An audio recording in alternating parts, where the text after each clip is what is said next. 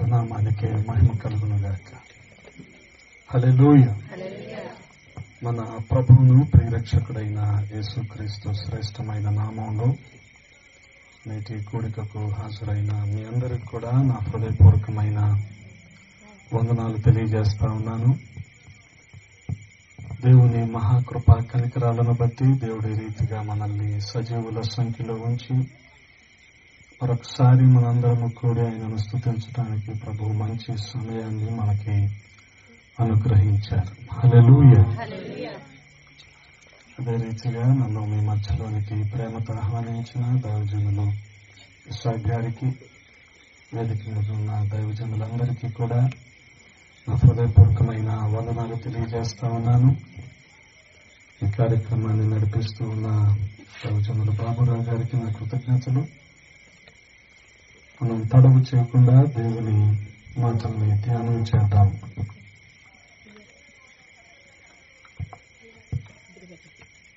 అరవై 68వ కీర్తన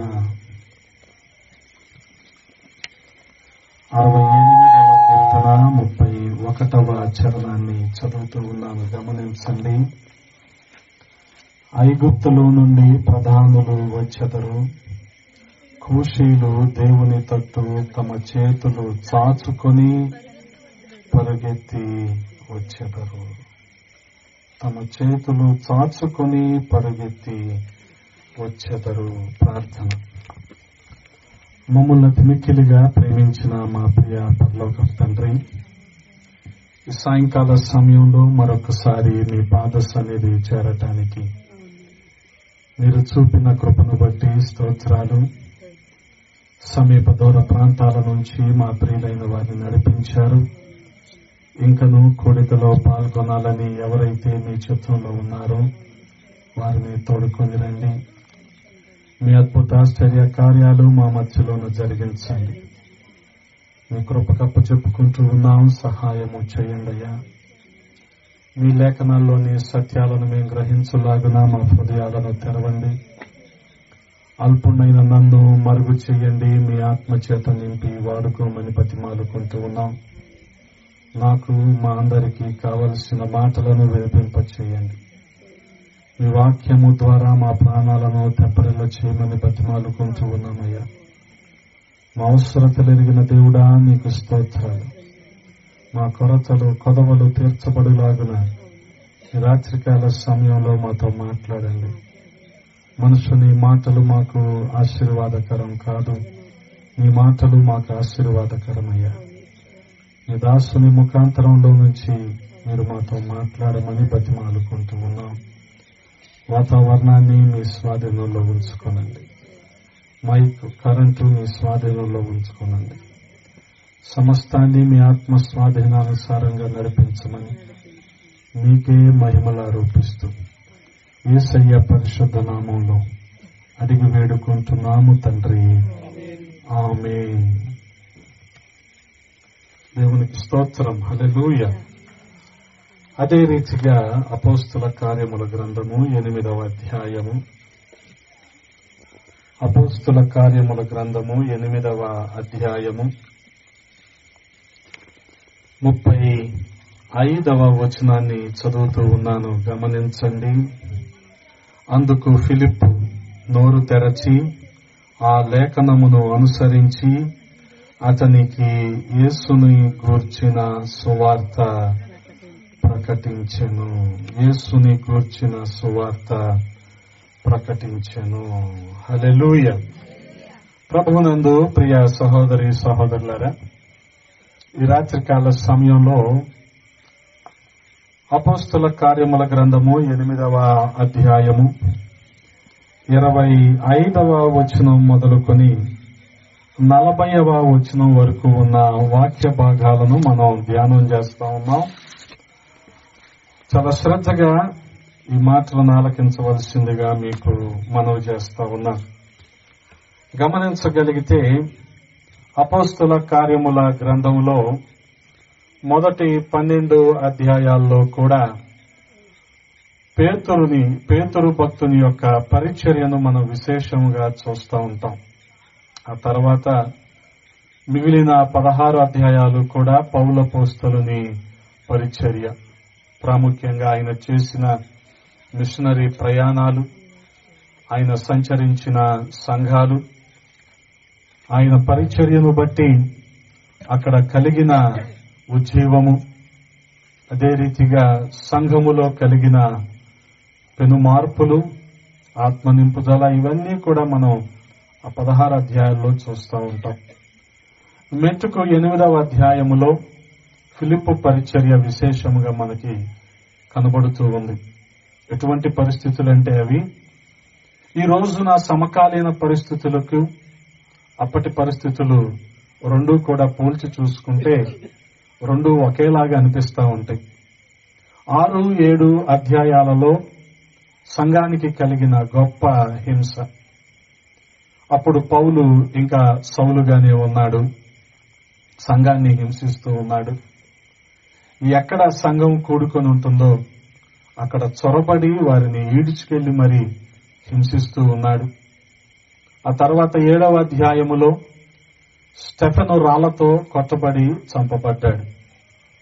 అంటే సంఘానికి ఎంత గొప్ప హింస కలుగుతుందో మనం అర్థం చేసుకోవచ్చు. అటువంటి పరిస్థితుల్లో ఒక అడుగు ముందుకేస్తుంటే చంపేస్తున్నారు అంటే ఏ వ్యక్తి కూడా ఒక అడుగు ముందుకేయటానికి ఇష్టపడడు. ఎందుకనంటే తన ప్రాణాన్ని కాపాడుకోవటానికే మొగ్గు చూపుతాడు గాని తన ప్రాణాలను కూడా లెక్క చేయకుండా ఒక అడుగు ముందుకేసి వెళ్ళటానికి ఇష్టపడ్డు. ఆ రీతిగా స్టెఫెన్ను చంపేశారు. గమనించండి, స్టెఫెను సుదీర్ఘమైన ప్రసంగం చేశాడు. ఇశ్రాయేలీల చరిత్ర అంతా కూడా వారికి బోధించి, అటువంటి పరిస్థితుల్లో అనగా ధర్మశాస్త్రం కింద ఉన్న మనలని దేవుడు తన కృపచేత రక్షించుకున్నాడయ్యా అని వారికి ఎంత నచ్చజెప్పినా సరే వారు వినిపించుకోలేదు. రాళ్లతో అతన్ని కొట్టి చంపేశారు. ఆ సమయంలో ఫిలిప్ అక్కడే ఉన్నాడు. సౌలు దానంతటికి కూడా సాక్షిగా ఉన్నాడు. ఇవన్నీ జరుగుతూనే ఉన్నాయి. ఇక మీదట గమనించండి, స్టెఫెన్ని అలా కొట్టిన తర్వాత, చంపేసిన తర్వాత ఇంకెవరు కూడా ప్రభుని ప్రకటించడానికి ముందుకు రారు అని అక్కడ రోమా ప్రభుత్వం అనుకుంది. కానీ మనం గమనించగలిగితే ఫిలిప్పు తన పరిచర్యను అదే మంటతో కొనసాగిస్తా ఉన్నాడు. ఏ మాత్రం కూడా ఫిలిప్పు వెనక్కు తగ్గటం లేదు, అడుగు ముందుకే వేస్తా ఉన్నాడు. ఏ రీతిగా దేవుని చేత బలపరచబడి ప్రేరేపించబడి వ్యతిరేకతలను సైతం లెక్క చేయకుండా ఒక అడుగు ముందుకు వేసి ప్రభు పరిచర్యను చేస్తున్నాడో ఈ 15 అధ్యాయాల వాక్య భాగంలో మనం అర్థం చేసుకోవచ్చు. గమనించండి, 25వ వచనాన్ని మనం చూడగలిగితే, అంతటా వారు సాక్ష్యమిచ్చుట, ప్రభు వాక్యమును బోధించి యెరూషలేమునకు తిరిగి వెళ్ళుచు సమరయుల అనేక గ్రామములలో సువార్త ప్రకటించుచు వచ్చిరి. గమనించండి, వారు అంత వ్యతిరేకతల మధ్యలో కూడా ప్రభు పరిచర్యను ఆపలేదు అన్నదానికి వచ్చిన గొప్ప నిదర్శనం. గమనించండి, అన్ని చోట్ల అంతకుమించి అన్యుల ప్రాంతమైన సమరయలో కూడా వారు సువార్తను ప్రకటిస్తూ వచ్చారు. ప్రభువు దూత ఫిలిప్పుకు దర్శనమిస్తున్నాడు. 26లో నీవు లేచి దక్షిణముగా వెళ్లి యెరూషలేము నుండి గాజాకు పోవు అరణ్య మార్గమును కలుసుకొమ్మని ఫిలిప్పుతో చెప్పగా అతడు లేచి వెళ్ళెను. అప్పుడు ఐగుప్తీయుల రాణి అయిన కందాకే క్రింద మంత్రి అయి ఆమె యొక్క ధనాగారం అంతటి మీదనున్న ఐథియోపియుడైన నపుంసకుడు ఆరాధించుటకు యెరూషలేమునకు వచ్చి ఉండెను. హల్లెలూయా. గమనించండి ప్రియ సహోదరి సహోదరులారా, మర్మముగా ఈ సమకాలీన పరిస్థితులు మీ ముందుంచుతూ ఉన్నాను. అప్పటి పరిస్థితులు ఏ రీతిగా ఉన్నాయి, ఆ పరిస్థితుల్లో ఆయన భక్తులు విశ్వాసులైన వారు ఏ రీతిగా ముందుకు కొనసాగారో, ఆటంకాలను ఎదుర్కొని ముందుకు వెళ్తూనే ఉన్నారో మనము కూడా మాదిరి కలిగి ఆ రీతిగా ముందుకు వెళ్లాలనటానికే ఈ వాక్య భాగాలు. అందుకని కొన్ని మాటలు బహిరంగంగా మనం చెప్పలేకపోయినా మర్మంగా మనం అర్థం చేసుకోవలసింది ఏంటంటే, సంఘానికి ఆనాడు ఎంత హింస కలిగిందో ఈనాడు మన కల ఎదుటే అటువంటి హింస కలుగుతూ ఉన్నప్పటికీ వారు పరిచర్యనైతే ఆపలేదు. హల్లెలూయా. వారు అజ్ఞాతంలోకి వెళ్లిపోలేదు, ప్రభువుని ప్రకటించటానికే ముందుకొచ్చారు. ముఖ్యంగా ఫిలిప్పును చూస్తా ఉన్నాం. ఫిలిప్పుతో దేవుని దూత మాట్లాడుతూ ఉన్నాడు. ఏమంటున్నాడు? నువ్వు వెళ్ళు, అక్కడ ఐథియోపియల కందాకే రాణి దగ్గర పనిచేస్తూ ఉన్న ధనాగారం అంతటి మీద అధికారిగా ఉన్న నపుంసకుడు కనబడతాడు, అతన్ని ఎదుర్కో అని ఫిలిప్పుకు దేవుని దూత ఆజ్ఞించినట్లుగా మనం చూస్తా ఉన్నాం. గమనించగలిగితే ప్రియ సహోదరి సహోదరులారా, ఈ 15 వచనాల్లో కూడా 3 సంగతులు మనకి ప్రాముఖ్యంగా కనబడుతూ ఉన్నాయి. అవేంటంటే, మొట్టమొదటిగా పాపి అయిన మనిషి కనపడుతూ ఉన్నాడు. గమనించండి, పాపి అయిన మనిషి. ఈ పాపి అయిన మనిషిని మనం ఎక్కడ మిస్ అవ్వలేము. అసలు ప్రతి చోట కూడా చూస్తూనే ఉంటాం. చూడగలిగితే ఒక వ్యక్తి సన్నపాపి, మరొక వ్యక్తి లావు పాపి, ఒక వ్యక్తి పొడవు పాపి, ఇంకొక వ్యక్తి పొట్టి పాపి. అంతే, ఏ భేదము లేదు. అందరూ పాపము చేసి దేవుడు అనుగ్రహించు మహిమను పొందలేకపోతా ఉన్నారు. రోమా 3:23. ఆ రీతిగా చూడగలిగితే ప్రతి చోట కూడా మనకి పాపి అయిన మనిషి కనబడుతూనే ఉంటాడు. ఆ రీతిగా మనం గమనించగలిగితే ఎక్కడ పాపి అయిన మనిషి ఉంటాడో అక్కడ దేవుని సేవకుడు కూడా ఉంటాడు. హల్లెలూయా. అందుకనే అక్కడ పాపి అయిన మనిషి ఈ నపుంసకుడైతే ఈ నపుంసకుని రక్షణ కోసం పరిగెడుతూ ఉన్నాడు ఫిలిప్పు. ఎక్కడ మనుషులు అవిధేయతలో ఉంటారో, ఎక్కడ దేవుణ్ణి ఎరగకుండా కుడి ఎడమలో తేడా తెలియకుండా జీవిస్తూ ఉంటారో వారిని దేవుని వద్దకు నడిపించటానికి, వారి జీవితాలను మార్చటానికే దేవుని సేవకుడు ఆ ప్రదేశంలో ఖచ్చితంగా ఉంటాడు. చూడగలిగితే 3వ సంగతి ఏంటంటే దేవుని యొక్క వాక్యం. అందుకనే 35వ వచనంలో మనం చదువుకున్నాం కదా, ఫిలిప్పు ఏం చేస్తున్నాడు? 35వ వచనంలో, అంతటా ఫిలిప్పు నోరు తెరచి లేఖనమును అనుసరించి అతనికి యేసుని గూర్చిన సువార్తను ప్రకటించాడు. హల్లెలూయా. కాబట్టి ప్రతి ప్రాంతంలో, ప్రతి ప్రదేశంలో కూడా ఈ 3 సంగతులు మనం చూస్తూనే ఉంటాం. అందుకోసమే మన ప్రార్థన ఆత్మల రక్షణ కోసమై ఎక్కువగా ఉండాలి. గమనించండి, ఇక్కడ పాపి అయిన మనిషే ఐథియోపియాకు సంబంధించిన నపుంసకుడు, కానీ ఇతనిలో కూడా గొప్ప లక్షణాలు ఉన్నాయి. గమనిస్తున్నారా? మంచి లక్షణాలు ఉన్నాయి. చూడగలిగితే చాలా సందర్భాలలో ప్రభువుని నమ్ముకొని రక్షించబడిన వారి కంటే ప్రభువుని నమ్ముకోకుండా నీతిగా జీవించే వారిని సమాజంలో మనం చూస్తూ ఉంటాం. ఇతను కూడా బహుశా అలాంటి వాడే. మంచి లక్షణాలు ఉన్నాయి ఇతనిలో కూడా, కానీ ఏంటంటే ప్రభువుని అంగీకరించలేదుగా, సువార్తను విశ్వసించలేదుగా, ఇంకా పాపిగానే జీవిస్తూ ఉన్నాడు. ఇతనిలో మొదటి లక్షణం మనం చూడగలిగితే ఇతనికి గొప్ప అధికారం ఉంది, హోదా ఉంది. ఏంటి ఆ హోదా అని గనక మనం ఆలోచన చేయగలిగితే అతను ఏ పరిస్థితుల్లో ఉన్నాడు? 27వ వచనాన్ని ఒకసారి చదువుతారా? కందాకే క్రింద మంత్రి అయి ఆమె యొక్క ధనాగారం అంతటి మీదనున్న ఐథియోపియుడైన నపుంసకుడు.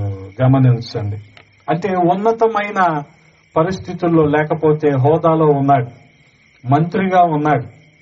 మామూలు మంత్రి కాదు, ఏదో మొహమాటం కొద్ది ఇచ్చిన పదవి కాదు, అతనికి బాధ్యతాయుతమైన పదవి రాణి గారు ఇచ్చారు. చూడగలిగితే ఏ ప్రభుత్వంలోనైనా 4 ప్రధాన శాఖలు ఉంటాయి. మొట్టమొదటిది మనకి రక్షణ శాఖ. దేశంలో అన్ని బాగుండి డిఫెన్స్, మినిస్ట్రీ ఆఫ్ డిఫెన్స్, రక్షణ శాఖ సరిగ్గా లేదనుకోండి, దేశంలోకి ఎవరు వచ్చేస్తారు? శత్రువులు వచ్చేస్తారు. దేశంలో భద్రత ఉండదు. కాబట్టి ఇది మొట్టమొదటిది. ఆ తరువాత మనకి హోంశాఖ, అంటే ఇంటర్నల్ అఫైర్స్ అన్నమాట. దేశంలో అంతర్గత వ్యవహారాలు, భద్రత, ఇది చూసేది హోంశాఖ. అలాగే మూడవది ఏంటంటే ఎక్స్టర్నల్ అఫైర్స్, విదేశాంగ శాఖ. బయట దేశాలతో మన సత్సంబంధాలు ఎలాగుండాలి, ఎగుమతులు దిగుమతుల విషయంలో ఏ రీతిగా మనం వ్యవహరించాలి, వారితో ఎలాగా స్నేహంగా మెలగాలి అన్న విషయాలు వారు చూస్తూ ఉంటారు.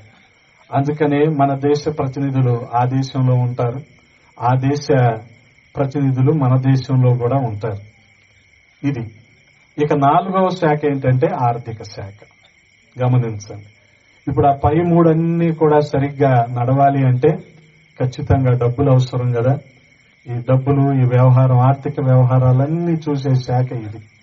అందుకని 4 ప్రాముఖ్యమైన శాఖల్లో ఒక శాఖకి మంత్రిగా ఉన్నాడు ఈ నపుంసకుడు. గమనించండి, మంచి హోదా అతనికి ఉంది.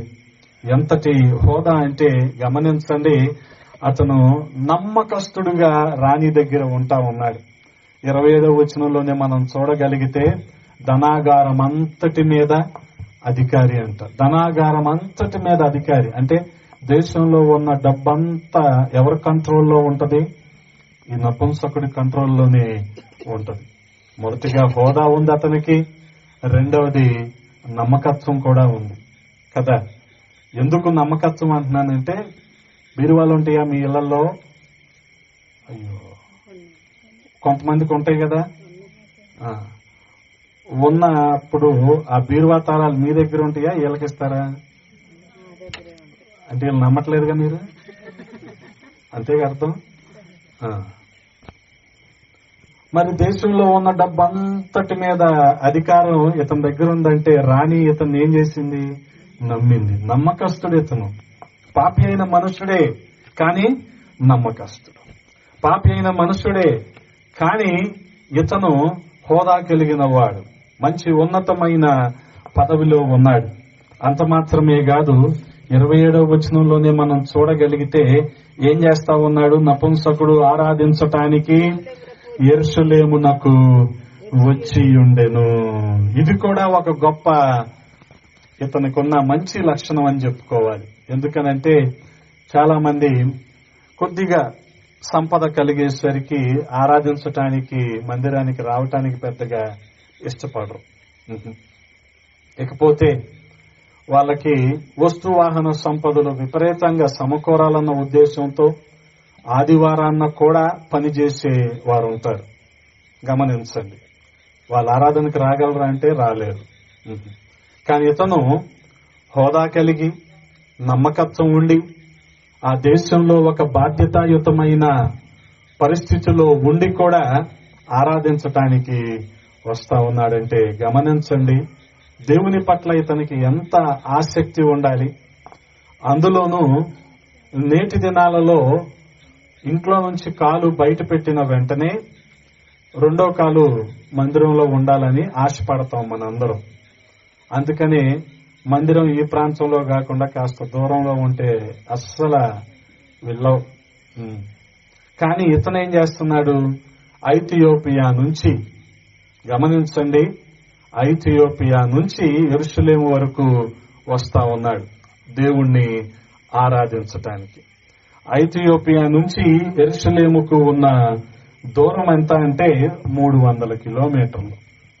పోనీ దేని మీద వస్తున్నాడు ఇతను? రథం మీద వస్తున్నాడు. అంటే గుర్రం లాగాలి రథాన్ని.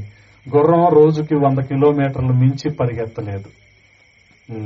అంటే రావటానికి, ఐథియోపియా నుంచి యెరూషలేము రావటానికి 3 రోజుల ప్రయాణం, తిరిగి వెళ్ళటానికి మళ్ళీ 3 రోజుల ప్రయాణం.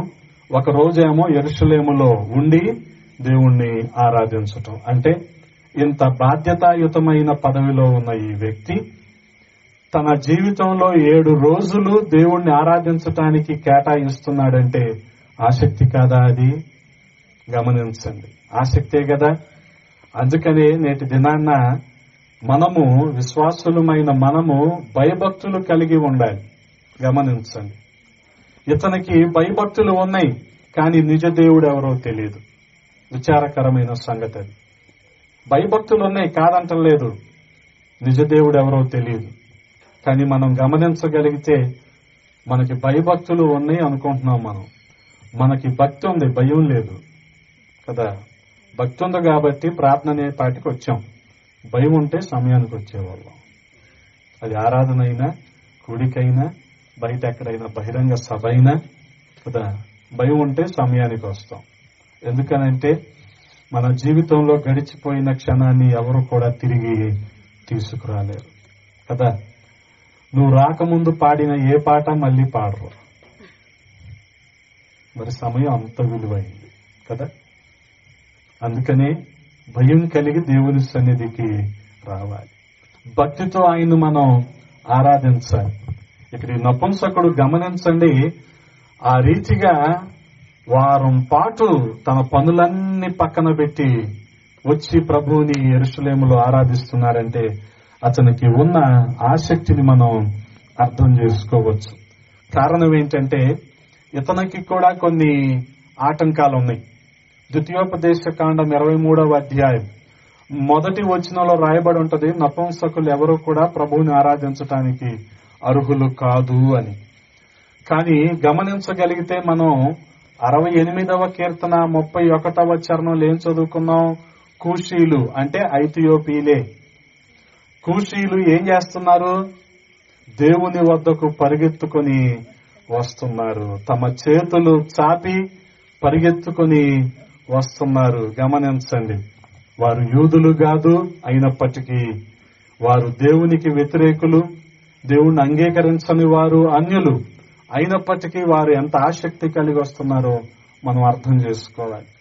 మనకేంటంటే పుట్టుక నుంచి మన దేవుడే కదా అని మనకు కొంత అలుసు అన్నమాట. అందుకని మనం సమయానికి రాము, వచ్చిన ఆసక్తిగా వినము. కాబట్టి గమనించండి, దేవుని మాటలను చాలా శ్రద్ధగా మనము ఆలకించాల్సిన వారమై ఉన్నాం. అందుకనే మనం గమనించగలిగితే అటువంటి ఆటంకము అంటే తను దేవుణ్ణి ఆరాధించటానికి గాని యెరూషలేము మందిరంలోనికి రావటానికి గాని అర్హుడు కాకపోయినా వచ్చి ప్రభువుని ఆరాధిస్తున్నాడంటే అతని ఆసక్తిని మనం అర్థం చేసుకోవచ్చు. ఇది కూడా అతనిలో ఉన్న గొప్ప లక్షణం కదా.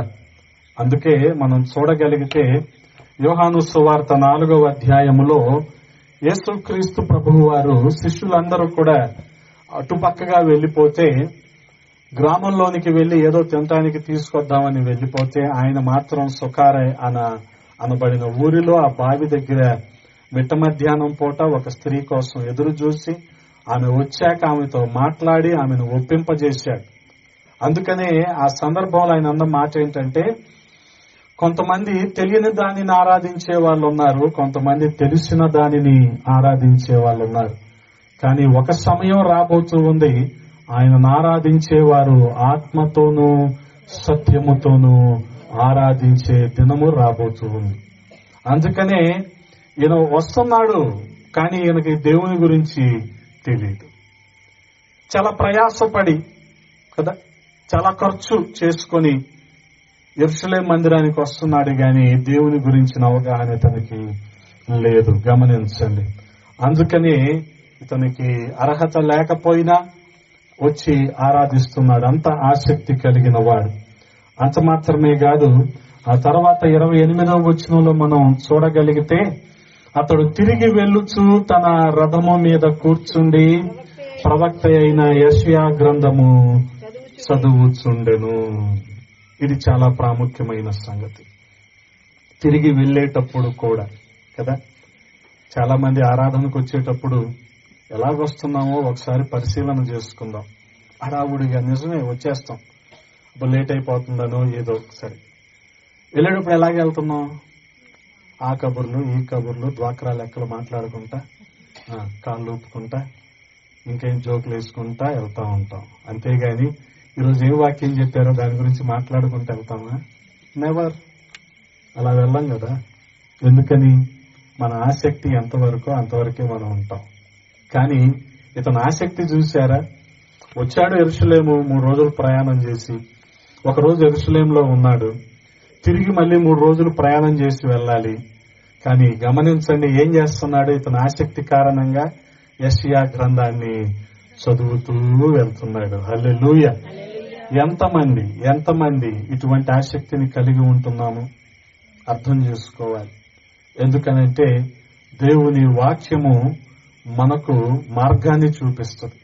మనం ఏ రీతిగా నడుచుకోవాలో, ఏ రీతిగా నడుచుకోకూడదో, ఎలాగ ఉండాలో, ఎలాగ ఉండకూడదో మనకి బోధిస్తుంది. కాబట్టి దేవుని వాక్యముతో ఎక్కువ సమయాన్ని మనం గడపాలి. అందుకని గమనించండి, నేటి దినాన ఏదో ఒక వ్యాపకం దేవునితో మన సహవాసాన్ని తగ్గించేస్తా ఉంది. అది టీవీ కావచ్చు, అది మన మొబైల్ ఫోన్ కావచ్చు. గమనించండి, వాటితోనే ఎక్కువ సమయం మనం గడుపుతూ ఉంటాం. కానీ కదా, ఈ సాయంకాలం సీరియల్ పోయిందని బాధపడే వాళ్ళు మీలో ఉండొచ్చేమో. మరి మీ ఆసక్తి అంతా సీరియల్ మీద ఉందనుకోండి, అలాగే ఉంటది కదా. మొబైల్ ఫోన్తో ఎక్కువ సమయాన్ని గడిపేవారు కదా. అందుకనే గమనించండి, ఆయన తన సమయాన్ని ఎలా వినియోగిస్తున్నాడు, దేవుని వాక్యాన్ని చదవటానికి వినియోగిస్తున్నాడు. అంత ఆసక్తి కలిగి ఉన్నాడు. వాస్తవానికి ఒక 4-5 రోజులు లేదా ఒక వారం పాటు తన పనికి లేదా తన ఉద్యోగానికి దూరంగా ఉన్నాడు కదా.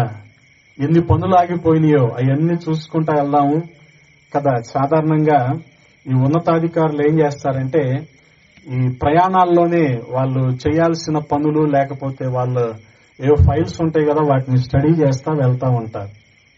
కానీ ఇతను అటువంటి ఫైల్స్ గురించి పట్టించుకోవటం లేదు. కానీ ఏం చేస్తున్నాడు, యెషయా గ్రంథాన్ని చదువుతూ ఉన్నాడు. హల్లెలూయా.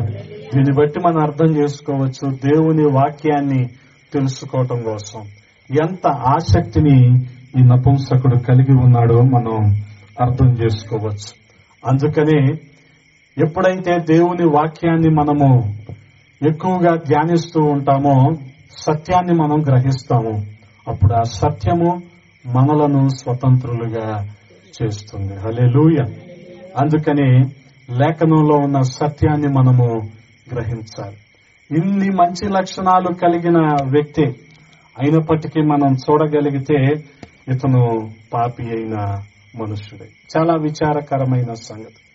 నేటి దినాన కూడా వాళ్ళేదో నీతి, వాళ్ళేదో భక్తి అని, లేదో పుణ్య కార్యాలని అనుసరిస్తూనే ప్రజలకు మంచి చేస్తూనే ఉంటారు. గాని నిజ దేవుణ్ణి మాత్రం అంగీకరించలేని పరిస్థితిలో అనేకులు ఉండటం చాలా విచారకరమైన సంగతి.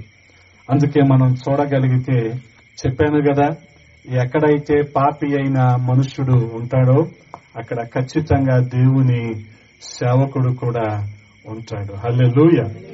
గమనించండి, మరి ఈ రథానికి ఎదురుగా ఎదుర్కోటానికి వెళ్లి మరి అతనికి దేవుని వాక్యాన్ని బోధించింది ఎవరంటే 31వ వచనంలో మనం చూడగలిగితే 30వ వచనం నుంచి కూడా చదువుదామండి. ఫిలిప్పు దగ్గరకు పరిగెత్తుకొని పోయి అతడు ప్రవక్త అయిన యెషయా గ్రంథము చదువుచుండగా విని, నీవు చదువునని గ్రహించుచున్నావా అని అడుగగా, గమనించండి, నువ్వేం చదువుతున్నావో నీకు అర్థం అవుతుందా అంటే ఆ వ్యక్తికి ఎంత కోపం రావాలి. దానికి తోడు ఫిలిప్పు చేసిన సాహసం ఏంటి, ఒక మంత్రికి ఎదురుగా వెళ్తున్నాడు కదా. అంటే ఒక అధికారికి ఎదురుగా వెళ్తున్నాడు. వెళ్ళటం మాత్రమే కాదు, అధికారిని ప్రశ్నిస్తున్నాడు కదా. వాస్తవంగా ఫిలిప్పు కంటే అధికారి ఎన్నో రెట్లు ఎక్కువగా చదువుకొని ఉండొచ్చు. కానీ ఫిలిప్ ఏమంటున్నాడు అతన్ని, నువ్వేం చదువుతున్నావో నీకు అర్థమవుతుందా, నువ్వు చదివింది ఏమైనా నువ్వు గ్రహిస్తున్నావా కదా. ఎలాగంటే సాధారణంగా ఏం చేస్తారు వాళ్ళు, అసలు ఎవరైతేనో నన్ను ప్రశ్నిస్తున్నాడు, అరెస్ట్ హిమ్ అంటాడు అసలు అయితే కదా. ఇతను అరెస్ట్ చేసేయండి, ఏంటి నన్ను ప్రశ్నిస్తున్నాడు అంటాడు. కానీ అతని విధేయత చూశారా తర్వాత వచనంలో, అతడు ఎవడైనానో నాకు త్రోవ చూపకుంటే ఎలాగూ గ్రహింపగలనని చెప్పి రథమెక్కి తనతో కూర్చుండమని ఫిలిప్పును వేడుకొనెను. అతను కూడా గమనించండి, లోబడి సేవకునికి విధేయత చూపించి ఏమంటున్నాడు, నాకెవరైనా ఈ వాక్య భావాన్ని వివరించకపోతే నాకెలాగ అర్థమవుతుంది? అందుకనే నువ్వు నా రథం ఎక్కు, నాతో పాటురా, నాకు ఇవన్నీ కూడా వివరించు అంటున్నాడు. తర్వాత 32వ వచనంలో గమనించండి, అతడు లేఖనమునందు చదువుచున్న భాగమేదనగా ఆయన గొర్రె వలె వదకు తేబడెను, బొచ్చు కత్తిరించు వాని ఎదుట గొర్రెపిల్ల ఎలాగు మౌనముగా ఉండునో అలాగే ఆయన నోరు తెరవకుండెను. గమనించండి, యెషయా గ్రంథంలోని 53వ అధ్యాయం 6-7 వచనాలను చదువుతూ ఉన్నాడు. కానీ విఘ్నత, జ్ఞానము కలిగిన వ్యక్తే, కానీ ఆయనకి ఆ విషయాలేమీ అర్థం కావటం లేదు. అలాగే ఆయన నోరు తెరవకుండెను. ఆయన దీనత్వమును బట్టి ఆయనకు న్యాయ విమర్శ దొరకకపోయెను. ఆయన సంతానమును ఎవరు వివరింతురు? ఆయన జీవము భూమి మీద నుండి తీసివేయబడినది. అప్పుడు నపుంసకుడు ప్రవక్త ఎవను గూర్చి ఇలాగూ చెప్పుచున్నాడు? తన్ను గూర్చియా వేరొకని గూర్చియా? దయచేసి నాకు తెలుపుమని ఫిలిప్పును అడిగెను. గమనించండి, చదువుతూ ఉన్నాడు కానీ తన జ్ఞానానికి ఏది కూడా గ్రహించుకోలేకపోతా ఉన్నాడు. ఇంతకు ఆ ప్రవక్త తన గురించి చెప్తా ఉన్నాడా? తన గురించి తాను చెప్పుకుంటున్నాడా? లేదా వేరొక వ్యక్తి గురించి ఏమైనా చెప్తున్నాడా? దయచేసి నాకు వివరించు అంటే ఫిలిప్పు చేసిన పని ఏంటంటే ఆ లేఖనమును అనుసరించి యేసు క్రీస్తును గురించిన సువార్తను ప్రకటించాడు. హల్లెలూయా. గమనించండి, చూడగలిగితే ప్రియ సహోదరి సహోదరులారా, తను నీతిగా ఉంటున్నాను, భక్తిగా జీవిస్తున్నాను, యెరూషలేము వెళ్తున్నాను ఎన్ని అనుకుంటున్నాడు గాని దేవుని వాక్యములోని సత్యాన్ని మాత్రం గ్రహించలేకపోతా ఉన్నాడు. అందుకనే గమనించగలిగితే ఆ సత్యాన్ని గ్రహించేలాగా మన హృదయాలు తెరవబడాలి. ఆ సత్యాన్ని మనం గ్రహించేలాగా మన కళ్ళు తెరవబడాలి. ఆ లేఖనంలోని సత్యాలను మనం వినగలిగేలాగా మన చెవులు తెరవబడాలి, మన అంతరంగము తెరవబడాలి. ఆ రీతిగా ఎప్పుడైతే జరుగుతూ ఉందో దేవుని లేఖనంలోని సత్యాన్ని మనం గ్రహించగలము. హల్లెలూయా. కాబట్టి ప్రియ సహోదరి సహోదరులారా, చూడగలిగితే యేసు క్రీస్తు ప్రభువు వారు ఏ రీతిగా సిలువకు అప్పగించబడతారో, సిలువలో ఆయన ఏ రీతిగా శ్రమలు అనుభవిస్తారో ఆ విషయాలన్నీ కూడా ప్రవచన రీతిగా యెషయా మాట్లాడుతూ ఉన్నాడు. 53వ అధ్యాయము 6-7 వచనాలలో ఆయన గొర్రె వలె వదకు తేబడెను, బొచ్చు కత్తిరించు వాని ఎదుట గొర్రె పిల్ల ఎలాగో మౌనముగా ఉండెనో అలాగే ఆయన నోరు తెరవకుండెను. మీకు నేను జ్ఞాపకం చేశా కదా, గొర్రె తోక ఎలాగుంటుందని చెప్పాను, కిందకు ఉంటది. అందుకని దానికి దీనత్వము సాత్వికము ఉంటాయి. అందుకని ఇక్కడ బొచ్చు కత్తిరించే వాని దగ్గర ఎదిలించుకుంటుందా? లేదంట.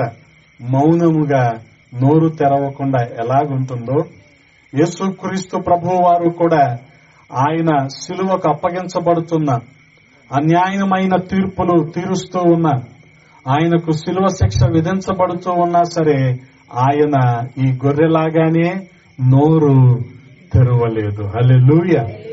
గమనించండి, వాస్తవానికి ఆ గెత్సెమనే తోటలో యోధా ఇస్కరియోతు వచ్చి యేసు ప్రభువుని అప్పగించేటప్పుడు అందరూ యేసుక్రీస్తు ప్రభువు వారిలాగానే ఉన్నారు. రోమా సైనికులకి ఎవరు యేసుక్రీస్తు ప్రభువు వారో ఎవరు శిష్యులో పెద్దగా తేడా పోల్చుకోలేకపోతున్నారు. ఆ సమయంలో యోధా ఏం చేశాడు? యేసయ్యను ముద్దు పెట్టుకుని అప్పగించేశాడు కదా. సాధారణంగా మీరు ఉదయం వెళ్లి పొలానికి సాయంత్రం వరకు పని చేస్తే గాని ఏమొస్తుంది? మీకు కూలీ ఇస్తారు. ఉద్యోగస్తులు 1వ తారీఖు నుంచి 30వ తారీఖు వరకు కష్టపడి రోజంతా పనిచేస్తే గాని ఏమొస్తుంది? వాళ్ళకి జీతం వస్తుంది. కానీ నువ్వు ఒక అన్యాయం చేస్తానను నీకు అడ్వాన్స్ ఇస్తారు. ఇప్పుడు యోధా ఇస్కరియోతుకి ఇచ్చారు కదా, అప్పగించాక ఇచ్చారా, అప్పగించక ముందే ఇచ్చారా? అది నువ్వెవరినైనా అప్పగిస్తానను నీకు అడ్వాన్స్ ఇస్తారు. నువ్వు కష్టపడతానను అంత అయ్యాక ఇస్తారు కదా. ఆ రీతిగా అప్పగించబడుతున్నా సరే ఆయన మాట్లాడా, ఆయన నోరు తెరవలేదు.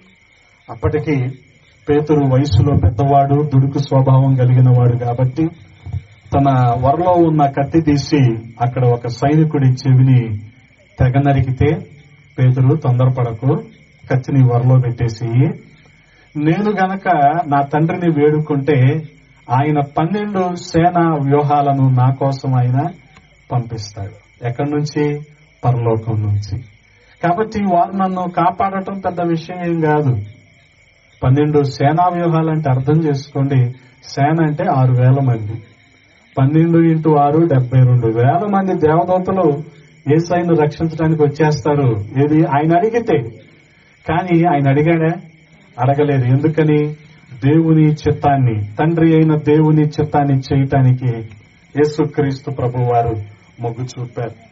ఆయన హింసించబడుతున్నా, ఆయన దూషించబడుతున్నా, అన్యాయమైన తీర్పుకి ఆయన లోనవుతూ ఉన్నా, వీటన్నిటిని ఆయన పట్టించుకోకుండా దేవుని చిత్తాన్ని జరిగించటానికే ఆయన ముందుకొచ్చారు. ఎందుకనంటారు? ఆ రీతిగా ఆయన సిలువకు అప్పగింపబడకపోతే ఈ రోజున మనకు రక్షణ భాగ్యం లేదు. హల్లెలూయా. మనం రక్షించబడ్డాము అంటే కేవలము ఆయన సిలువలో చేసిన త్యాగము ద్వారా మాత్రమే. గమనించండి, ఒకానొక పరిస్థితుల్లో ఏ రీతిగా ఉండేది అంటే, మరి యాజకుని దగ్గరికి సంవత్సరంలో ఒకసారి ఇశ్రాయేలీయులు వచ్చేవారు. వచ్చి వారి పాపాల నిమిత్తం ప్రాయశ్చిత్తం అర్పించేవారు. అది ప్రధాన యాజకుడితో చెప్పుకుంటే ఆ ప్రధాన యాజకుడు వాళ్ళ ప్రాయశ్చిత్తం కోసం ఏ దూడనో గొర్రెనో మేకనో వధించమని చెప్పేవాడు. వీళ్ళు వెళ్లి దాన్ని తీసుకొస్తే వాళ్ళు చూస్తూ ఉండగా దాన్ని అక్కడ వధించాలి.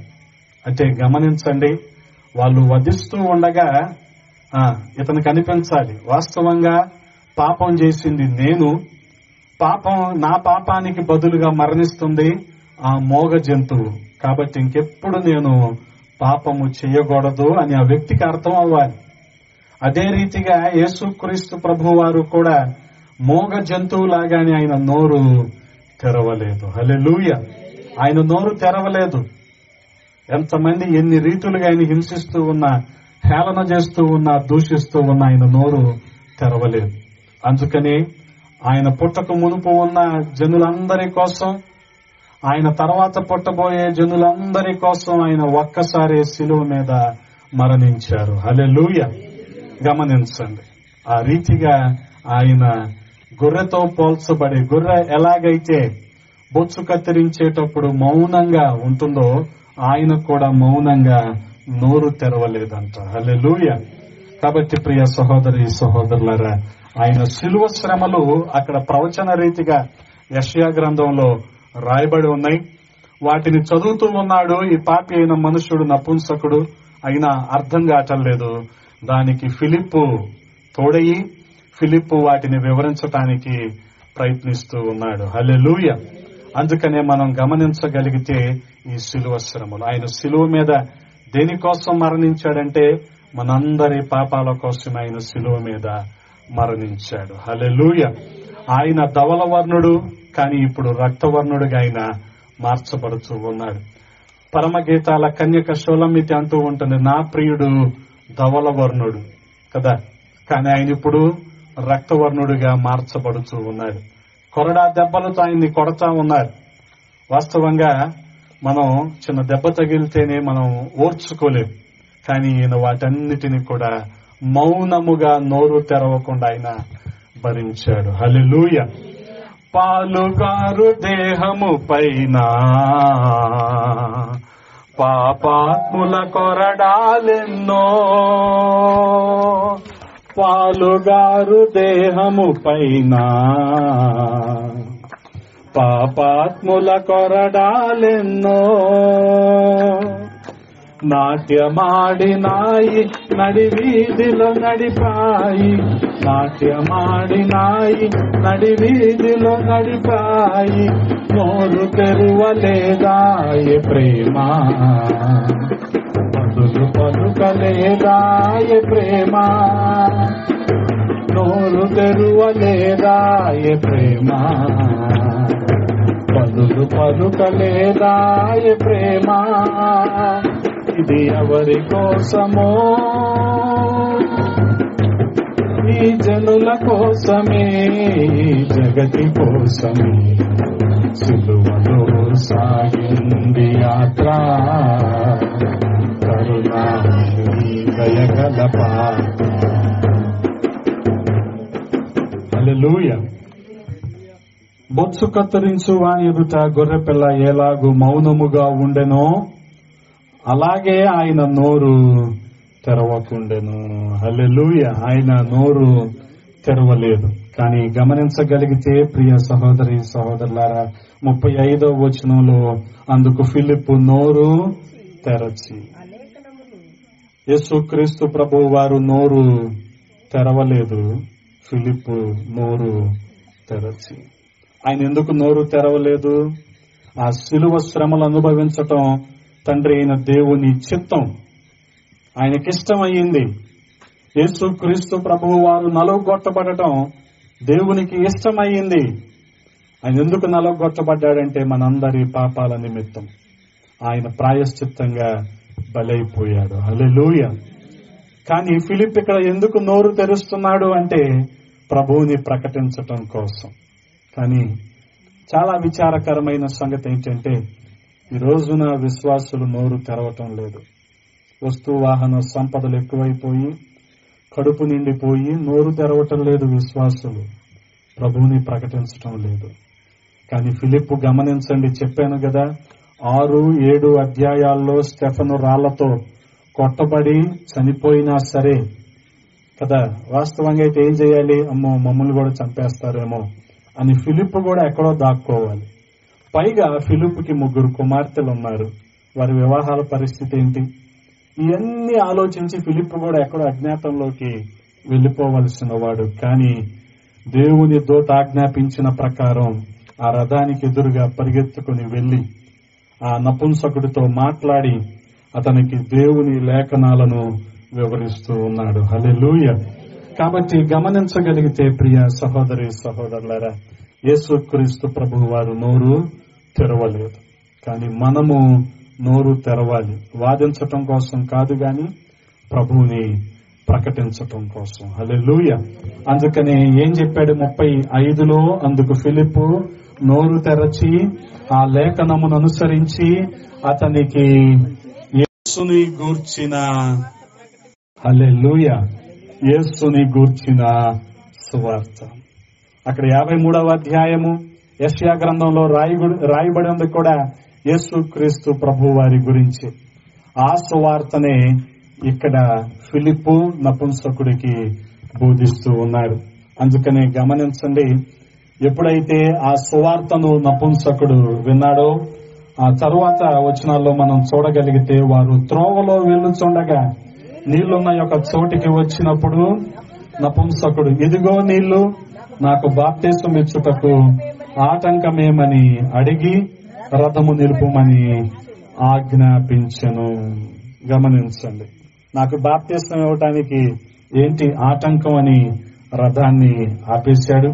ఫిలిప్పు, నీవు పూర్ణ హృదయముతో విశ్వసించిన ఎడల పొందవచ్చునని చెప్పెను. హల్లెలూయా. అతడు యేసుక్రీస్తు దేవుని కుమారుడని విశ్వసించుచున్నానని ఉత్తరం ఇచ్చెను. ఆ రీతిగా మనం చూడగలిగితే నమ్మిన వారికి రక్షణ, నమ్మని వారికి నరకం కదా. ఆ రీతిగా ఇతను యేసుక్రీస్తు ప్రభువు వారి సువార్త యందు విశ్వాసం ఉంచాడు. యేసుక్రీస్తు ప్రభువు వారు దేవుని కుమారుడని విశ్వసించాడు. ఆ రీతిగా బాప్తిస్మం పొందుకున్నాడు. కాబట్టి ప్రియ సహోదరి సహోదరులారా, చెప్పాను కదా, ఎక్కడ పాపి అయిన మనుష్యుడు ఉంటాడో అక్కడ ఖచ్చితంగా దేవుని సేవకుడు ఉంటాడు. ఆ దేవుని సేవకుడు ఈ వ్యక్తికి ప్రభువుని పరిచయం చేయడానికి ప్రయత్నిస్తూనే ఉంటాడు కదా. కరపత్రాల ద్వారా లేదా టీవీలో ఒక అరగంట వర్తమానాలు వస్తూ ఉన్నాయి చూడండి, వాటి ద్వారా, బహిరంగ సభల ద్వారా ఈ రీతిగా ప్రభు యొక్క ప్రేమ, దేవుని సువార్త ప్రకటించబడుతూనే ఉంది. కానీ దీన్ని గ్రహించి యేసు ప్రభునందు విశ్వసించేవారు ఎంతమంది? ఎవరైతే విశ్వసిస్తారో వారు రక్షించబడతారు, విశ్వసించని వారికి నరకం. కాబట్టి గమనించగలిగితే ప్రియ సహోదరి సహోదరులారా, ఇక్కడ నపుంసకుడు దేవుని యందు విశ్వాసం ఉంచాడు.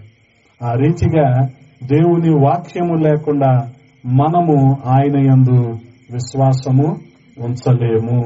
అందుకని వినటం ద్వారా ఏం కలుగుతుంది? విశ్వాసం కలుగుతుంది. అది కూడా ఏం వినాలి? దేవుని యొక్క మాటలను మనం వినాలి. ఆ విశ్వాసాన్ని బట్టి మన జీవితంలో మార్పు కలుగుతుంది. అద్భుతాలను మనం చూడగలుగుతాం, బలహీనతల మీద జయం పొందుకోగలుగుతాం, ఇంకా నోరు తెరిచి ప్రభువును ప్రకటించగలుగుతాం. ఇది చాలా అవసరం ఈ రోజున, నోరు తెరిచి ప్రభువుని ప్రకటించటం, వ్యతిరేకతల మధ్యలో ప్రభువుని ప్రకటించటం కదా. ప్రకటిస్తే నేను చంపేస్తాం అన్న పరిస్థితులు వచ్చినప్పటికీ ప్రభువుని మనం ప్రకటించే వారంగా ఉండాలి. ఫిలిప్పు అంతకు ముందే తన కళ్ళ ముందు స్టెఫెను చంపబడటం చూశాడు, కానీ ఫిలిప్పు ఆగలేదు. అది కూడా ఒక అధికారిని ఎదుర్కొని మరి సువార్తను ప్రకటిస్తూ ఉన్నాడు. హల్లెలూయా. కాబట్టి గమనించగలిగితే ప్రియ సహోదరి సహోదరులారా, మనము కూడా నోరు తెరిచి దేవుని సువార్తను ప్రకటించాలి. యోధా పత్రికలో రాయబడి ఉంటుంది 23వ వచనంలో, ఒకరిని అగ్ని నుండి లాగినట్టు వారిని లాగాలంట. నాశనానికి జోగుతున్న వారు, నరకానికి సిద్ధమైపోతున్న వారు, తమ జీవితాన్ని నాశనం చేసుకుంటున్న వారు అనేకులు ఉంటారు. వారిని ఎలా లాగాలి? మనం అగ్ని నుండి లాగినట్టు కదా. అంటే ఎంత త్వరగా మనం స్పందించి అగ్ని నుండి లేదా మంటల్లో పడిపోయిన ఇంటిని మనం కాపాడుకుంటాం, మంటల్లో తగలబడిపోతున్న వ్యక్తుల్ని వస్తువుల్ని బయటికి తీసుకొస్తాం. అలాగే రక్షించబడని వ్యక్తుల కోసం మనం భారముతో బాధ్యతతో పని చేయాలి. అప్పుడే ప్రభువుని మనము ప్రకటించిన వారం అవుతాం. గమనించండి, ప్రభువు మనకిచ్చిన ఈ సమయం ఆయన కోసం మనం వినియోగించాలి. అందుకని ఆయన తలాంతులు ఇచ్చినప్పుడు ఒక అతనికి 5 ఇచ్చాడు, ఒక అతనికి 2 ఇచ్చాడు, ఒక అతనికి 1 ఇచ్చాడు. 5 తీసుకున్న వ్యక్తి వాటిని రెట్టింపు చేశాడు కదా. 5 తీసుకున్న వ్యక్తి 10 చేశాడు వాటిని. 2 పొందుకున్న వ్యక్తి 4గా ఇంకా విస్తరించాడు. కానీ 1 పొందుకున్న వ్యక్తి ఏం చేశాడు? చక్కగా దాచిపెట్టాడు. ఇక దాన్ని ఏం వృద్ధి చేయలే, రెట్టింపు చేయలే. అందుకనే చాలా మంది మందిరాలకు ఎలాగొస్తారంటే ఒంటిలాగా వస్తారు. ఒంటి ఏం చేస్తుంది? పొడవు మెడేసుకొని ఒక్కటే వస్తుంది కదా. అలాగే వీళ్ళు కూడా ఇంటి దగ్గర నుంచి ఒక్కలే వస్తారు మందిరానికి, మళ్ళీ తిరిగి ఒక్కలే వెళ్తారు. అలా ఉండకూడదు మనం కదా. అలా ఉండకూడదు. ఎలా ఉండాలంటే మనం కోడిలాగా రావాలి. కోడి ఏం చేస్తుంది? పిల్లలన్నిటిని వేసుకొని వస్తుంది. మందిరానికి వచ్చేటప్పుడు మనం అలాగే రావాలి. ఏ కూడికి వెళ్ళినా అలాగే వెళ్ళాలి. గమనించండి. అంటే ఆ భారం మనకి ఉండాలి కదా. యేసుక్రీస్తు ప్రభువు వారు కూడా శిష్యులతో అంటున్నాడు, ఇదిగో పొలము తెల్లబారిపోయింది అంటున్నాడు. తెల్లబారిందంటే పొలం ఇంకా ఎక్కడికి వచ్చింది? అది కోతకు వచ్చింది కదా. కోత మన పక్కనే ఉండొచ్చు, కోత మన ఇంట్లోనే ఉండొచ్చు, కోత మన పక్క గ్రామంలో ఉండొచ్చు. మనం ప్రయాసపడాలి. అనేక నూతనాత్మల్ని ప్రభు కోసం మనం పట్టుకోవాలి. హల్లెలూయా. ఎలాగైతే ఫిలిప్పు నోరు తెరిచి యేసుక్రీస్తు ప్రభు వారి గురించిన సువార్తను ప్రకటించాడో ఆ రీతిగానే మనము కూడా ప్రభువుని ప్రకటించే వారంగా ఉందుముగాక. అటువంటి కృపా దేవాది దేవుడు మనందరికీ దయచేయునుగాక. ఆమేన్. తలలు వంచండి, ప్రార్థన చేసుకుందాం. విన్న మాటలను బట్టి చిన్న ప్రార్థన చేసుకుందాం. పరిశుద్ధుడా, ప్రేమ కలిగిన తండ్రి, ఈ రాత్రికాల సమయంలో కొద్ది మాటలు ధ్యానించడానికి మీరు చూపిన కృపను బట్టి వందనాలయ్యా. ఫిలిప్పు ఏ రీతిగా అయితే తెగించి ఈ సువార్తను ప్రకటించాడో మేము కూడా భారము కలిగి బాధ్యత కలిగి సువార్తను ప్రకటించే వారంగా ఉండటానికి నాయన సహాయము చేయండి. కూడిన ప్రతి ఒక్కరిని మీ హస్తాలకు అప్పచెప్తూ ఉన్నాం. వారిని దీవించండి, ఆశీర్వదించండి. ప్రతి ఒక్కరిని సమృద్ధిలోనికి నడిపించండి. సహాయము చేయండి అయ్యా. దైవజనులు వారి వారి ప్రాంతాల్లో పరిచర్య చేస్తూ ఉండగా పరిచర్యల్లో ఫలింపునివ్వండి. నూతన ఆత్మలు పట్టబడటానికి సహాయము చేయండి. వారి పరిచర్యలు నూతన ప్రాంతాలలో విస్తరించబడటానికి సహాయం చేయండి. అలాగే దైవజనులు ఇస్సాక్ గారి కుటుంబాన్ని దీవించండి. ప్రతి అవసరతలో సహాయము చేయమని మీకే మహిమలారోపిస్తూ యేసయ్య పరిశుద్ధ నామంలో అడిగి వేడుకుంటున్నాము తండ్రి. ఆమేన్. మీ అందరికీ వందనాలు.